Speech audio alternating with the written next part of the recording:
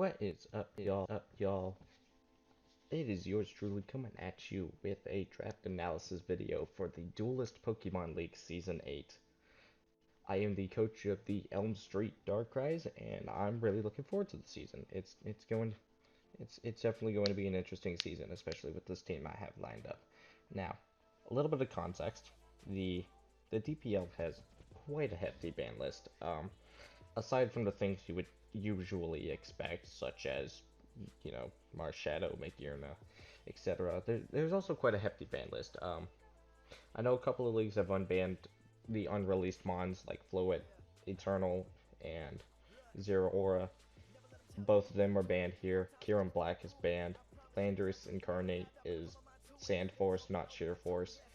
Mega Kangaskhan is fully banned. Mega Laddie's banned. Mega Metagross banned. Mega Mawile banned. It is quite the hefty list. So typically you see things like Celesteela and Landorus Theron go pretty quickly. Some of the better mons in this format. But in all honesty, any of the mons is basically anybody's game at this point. There's no have to gets if you're first, particularly.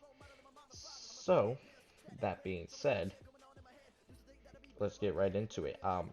I was also 12th out of 12. I was a wheel pick. There's 24 people total, and there's 12 people in each split. So I was 12th. Probably the best spot to have, because if like you first is also a really good spot, but then you pick your mon, and then you're forced to wait out all those picks.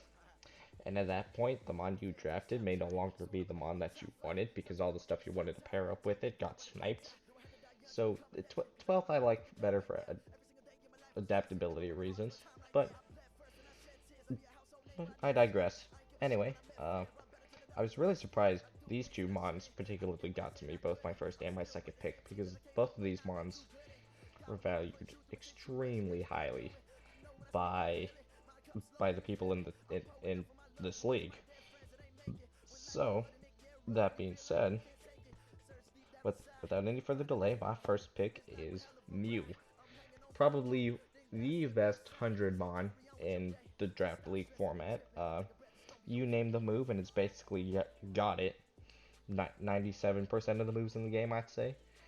You could turn it into this offensive monster that nothing can switch into, because it's got coverage moves for everything on your opponent's draft.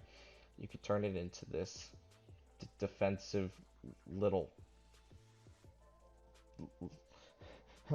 pain in the neck that only has two weaknesses and has Synchronize. So unless you have a poison or a fire type affecting the status on it, good luck. It could literally transform into a different mon. I have seen Transform Mew used here. That is actually a set. Who knows? Maybe I'll actually use a set, but we'll see. There really isn't much more to say about it. It's just a really good all-around mon. Taunt, U-turn, Stealth Rocks, Heal Bell. It does so much, and it's just a great way to kick off any team, really. Now, this next mon is me kicking off my Dragon Fairy Steel Core, probably the more important of the two major typing cores in the game. Now, something that I feel goes really well with Mew is a pivot, because it has U-turn. So I figured, why not? Let's see if we can also get a decent electric type around it. I think you know where I'm going with this one. Tapu Koko, it was my next pick. Base 130 speed is what immediately stands out. Is such a fast mon, and having a base 130 speed it's always huge. Especially with some of the other bonds that we banned here in the DPL. Well-rounded offenses.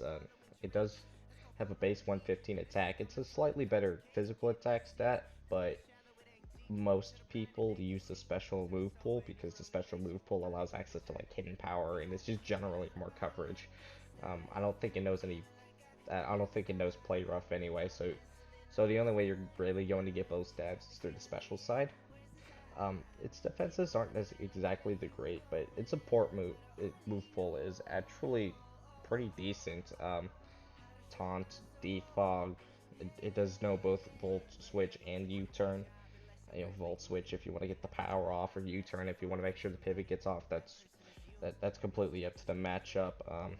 It knows Roost, so yay, more recovery. Um, Electric terrain is a really good terrain to have. Um,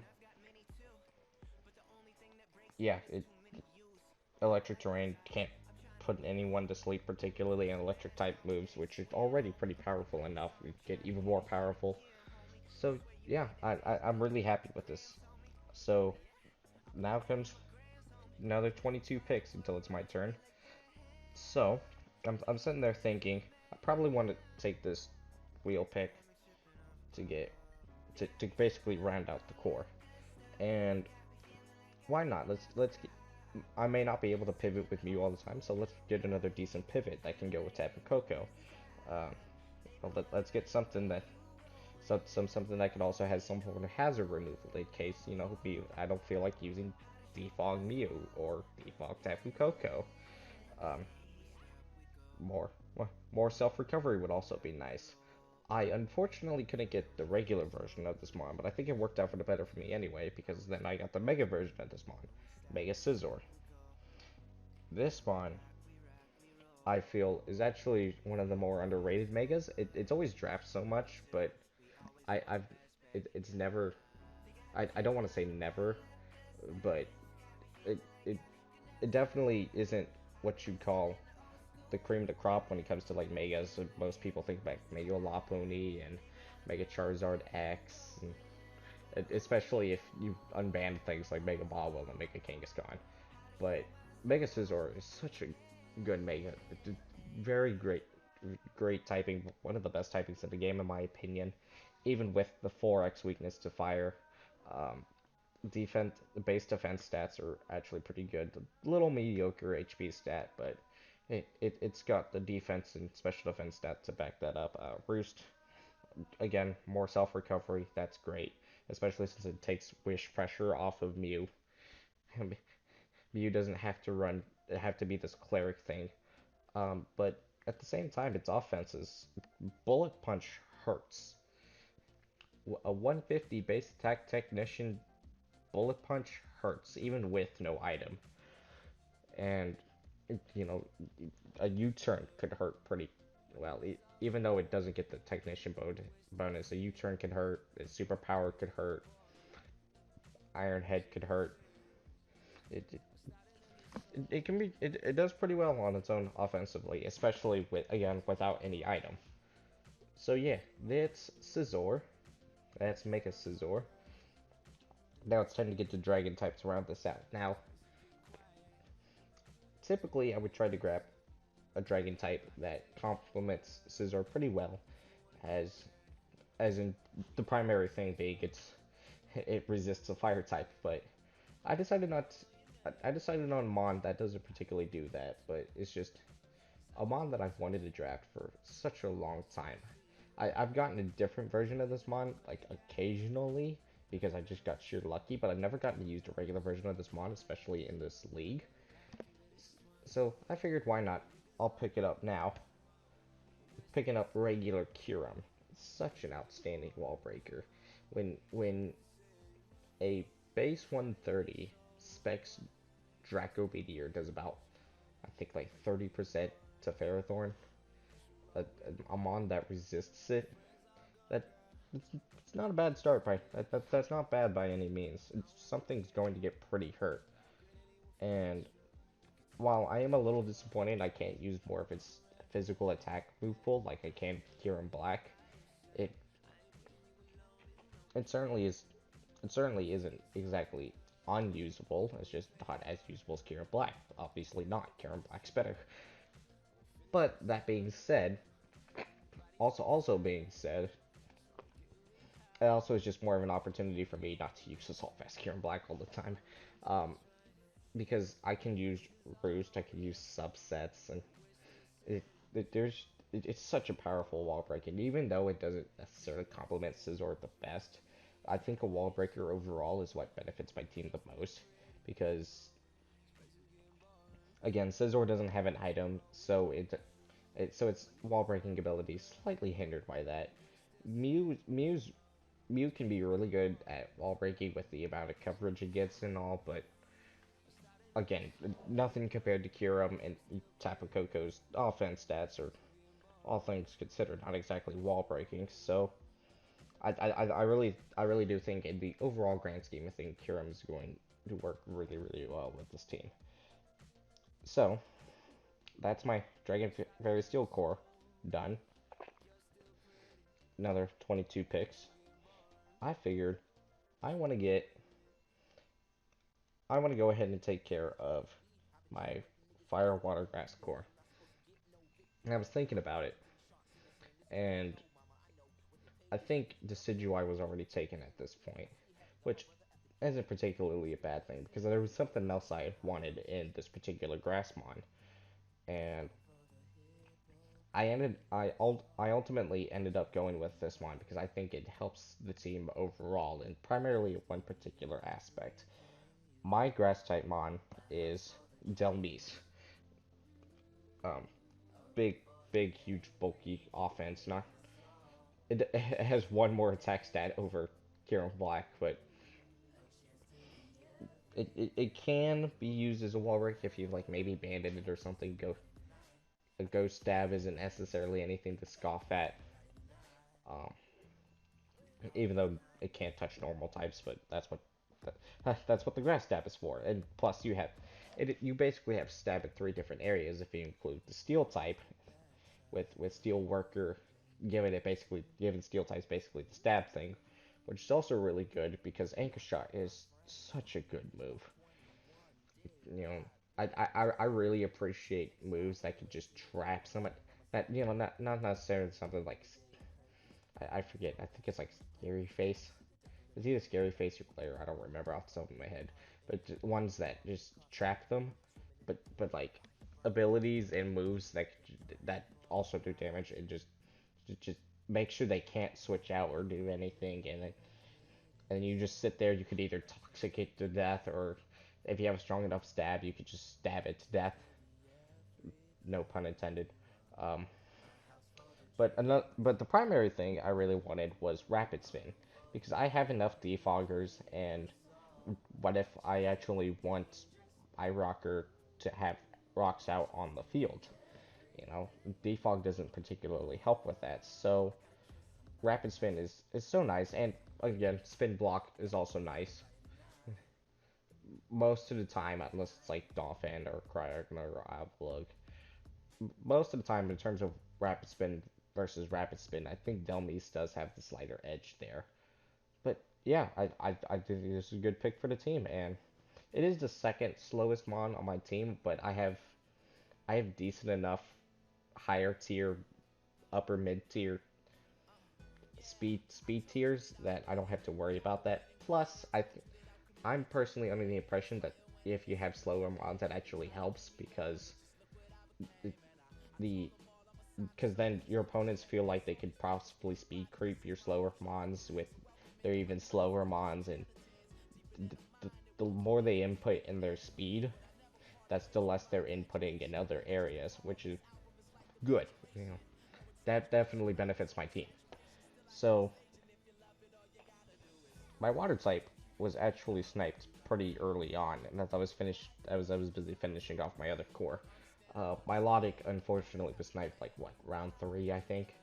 It was pretty darn early, but I don't particularly blame them for that. So I kind of stuck for what I wanted for a water type. So but the thing is, the way my team is structured is I can basically pick whatever water type I wanted and be okay with it. There wasn't a particular water type that was just like, no, that won't fit with my team or anything like that.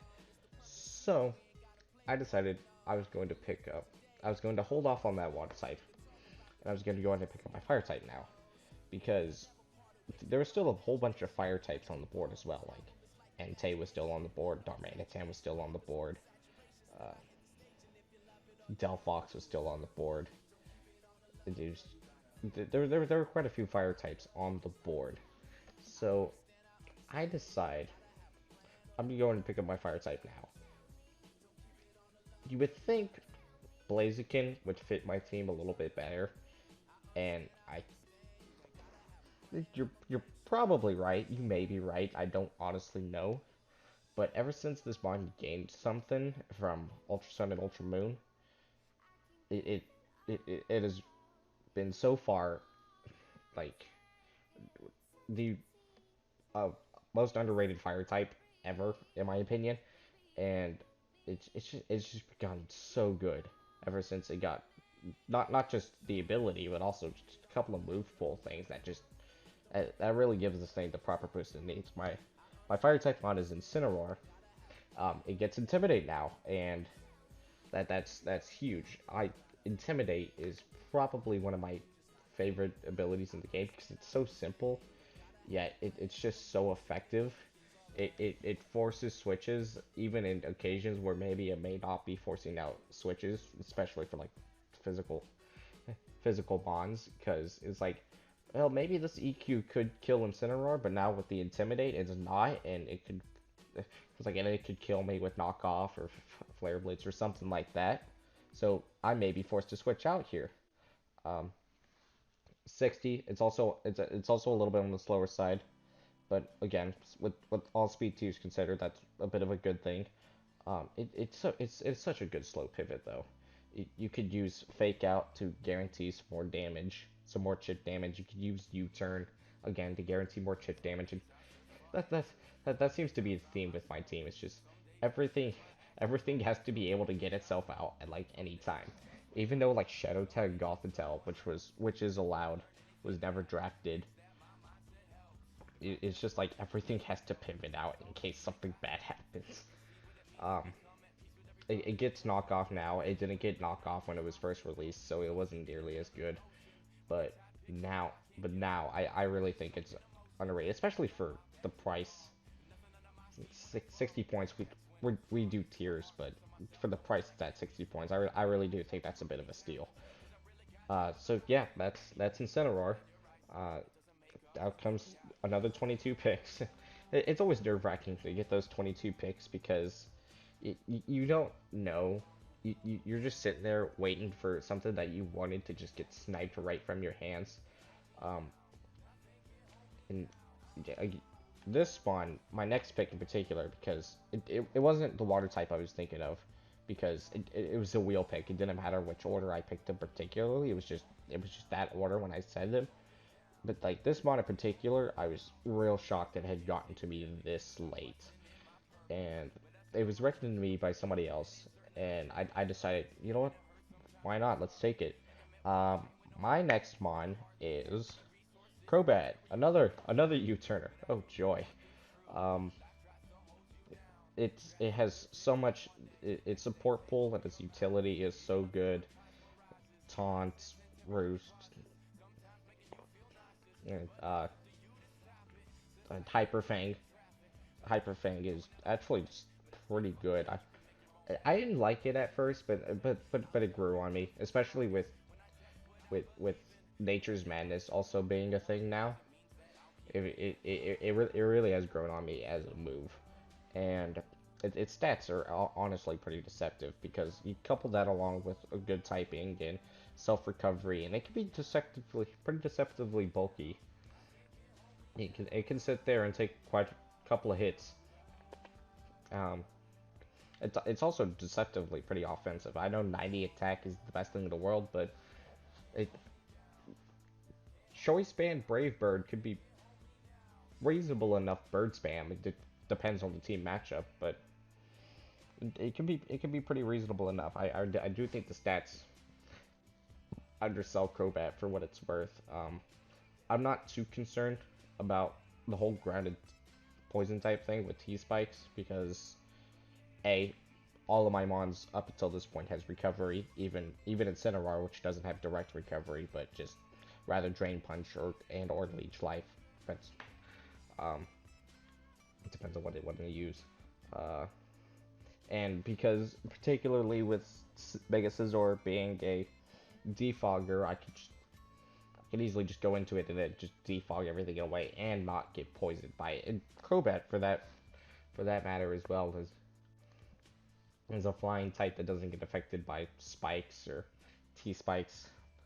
Gets affected pretty heavily by stealth rocks, which is a small bit of an issue, but I really do think I have enough defog points and the rapid spinner to not have to worry about T-spikes as much.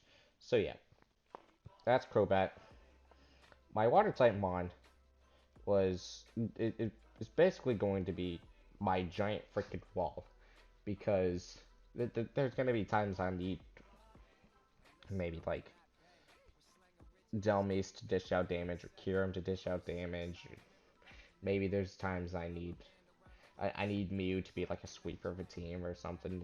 It really does depend on the matchup. So I need something that I know for sure can sit out there and just pretty much take hits aside from one particular typing. So my bulky water type for this draft is Gastrodon. Such a bulky mon, and it honestly is underrated as a mon. I had faced this thing with an amnesia set once, and while I managed to take it down with Toxin Bark Growth, all things, it really just it can sit there and it gets so annoying, especially with like what's supposed to be like wall breaker fire types. There's no way you're getting through this thing unless you have like either hidden power grass, and even then sometimes it may not always work. Power Urge, Solar Beam, Grass CMZ. You're wasting up your item slot for that opportunity to knock out Gastrodon. It really does. It really is such a good fit. Um, Especially since I don't have as many fire resists. I think I only have two at the moment at this particular point. I have Incineroar and Gastrodon, and have quite a few mons that I have two mons in particular that are weak to it, being Delmise and Scizor, my supposed tanks. So that is a little bit of an issue. So I'm really glad to have picked this up now when I did. It's going to sit there. It's going to be a general pain in the neck. If it can't Scald Burn you, if it's not going to touch you with either Earth Power or Earthquake, it's just going to Toxic you, and it's just going to watch you die. And it's just going to sit there and recover all over these mons. It it's a good pick. I like this mon. Um, so yeah, that's all my priorities out of the way. So the rest of this draft is basically gravy. And one key particular piece of gravy that would absolutely that I particularly like with my teams is the ability to have a strong fighting type. And because the only three things that don't touch fighting types are that fighting types can't touch rather are Psychic, Ghost, and Flying. And this particular mon could touch all three of those, and has a decent speed tier, and it's just humongous wall breaker and or sweeping potential.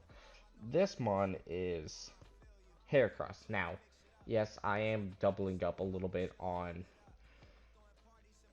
bug types, which they're both weak to fire. It is a small bit of an issue, but I really do think it's worth it because Heracross is such a good with guts. It'll sit there and OHKO even without guts. It can sit there and OHKO the likes of like Cresselia, Reuniclus, and Gothitelle if anybody on a my split decides they want to pick it up. And and and okay, so it can't touch flying types. It has Stone Edge for that. It can't touch ghost types. It has knockoff for that. Its coverage options are actually pretty decent concerning what you want to do with it. Uh, Moxie, of course, it could just spiral out of control, and it could definitely make for an interesting sweep late game. That depends on again, always depends on the team matchup. Uh, Not the most bulky thing in the world, but if you could run Assault Vest with it, and you could somewhat get away with it. 85 base speed. I'm I got the higher and the lows. I'm just filling out the middle at this point. So Heracross is a really good mon. Definitely one that appreciates all the support that my other mods could give it. Ta Again, tearing down more walls because, especially since one member in our split straight up drafted Stall. You'll see that later on in a different video. The ability to tear down walls is going to be so beneficial for that particular matchup because I hate Stall, even though I play it, quite often. But yeah, that's Heracross. Another piece of gravy that I find quite valuable is the cleric ability, particularly one that can wish pass, because I can use heal bell with Mew, and even though it may not be the most optimal thing in the world, I can use it, and I'm not going to need wish or protect, which is the primary thing. I need I need something that's going to be able to have both wish and protect and not be as huge of an issue. Um, the clerics at this point pretty were pretty much gone. Particularly the ones that could have fit in pretty good. Particularly Licky Licky and Audino. They were both taken before before it was my turn.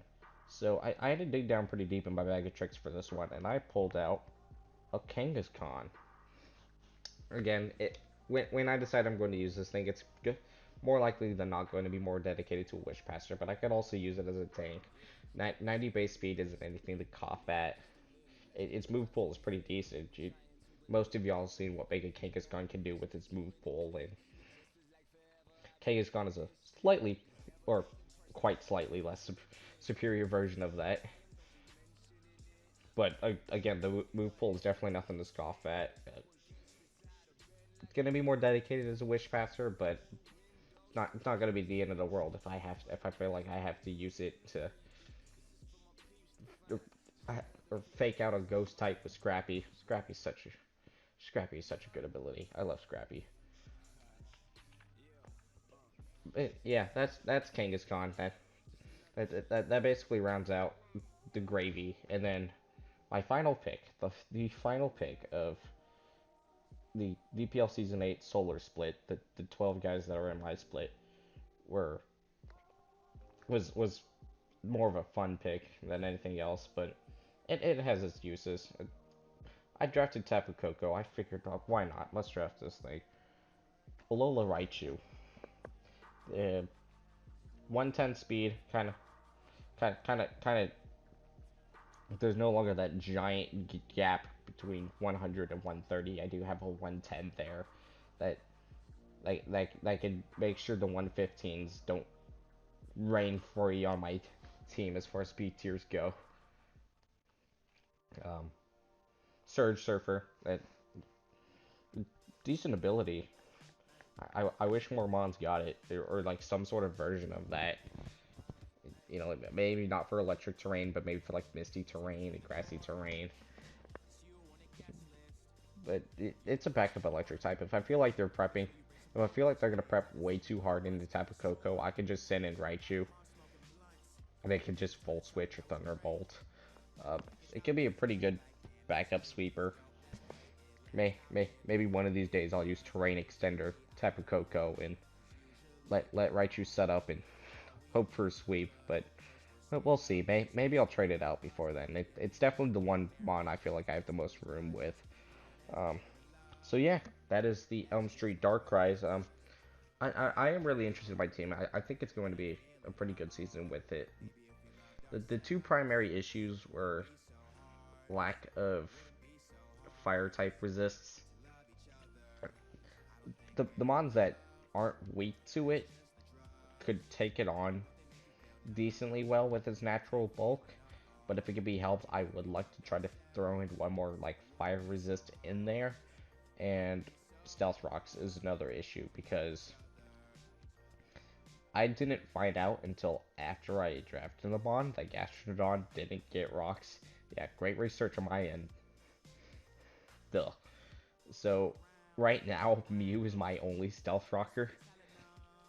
That's a bit of an issue. It's a bit of a dual-handed the double-edged sword because it is mostly bad, don't get me wrong, but it does give me more of a reason to just run defog on my several mons that know defog, Tapu Koko, Mew, Crobat, Mega Scizor. It does give me more ability to do that. I don't feel like I have to run Rapid Spin on Delmise because I'm probably not going to bring rocks every week. But also, again, another rocker is pretty needed. I'll definitely see what I can do with that, and maybe I'll make a couple trades before the season's over. But other than that, I think it's a fairly decent team. It's kind of funny because I went into the season going, I'm gonna draft all the mons that I'm gonna be comfortable with, and I know I could wreak some havoc with it. And surely enough, I will go ahead and do the complete opposite of that because I'm an idiot like that. But yeah, it's been yours truly. Thank you for watching this draft analysis video. If you liked it, like, comment, maybe subscribe, maybe. I know I'm pretty trash right now, but I swear I'll get better. I'll talk to you in the next video. Bye.